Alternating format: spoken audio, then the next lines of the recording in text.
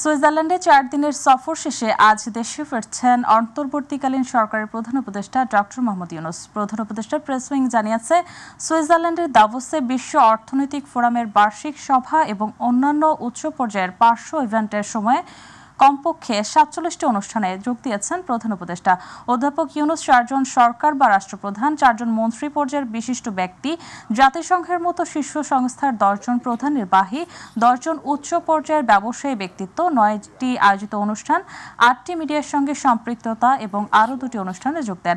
21 জানুয়ারি দাভোসে পৌঁছানোর পর থেকে অধ্যাপক ইউনূস বার্ষিক সভার বিশ্ব নেতাদের সঙ্গে তার বিস্তৃত ব্যস্ততার মধ্য দিয়ে দিন কাটান।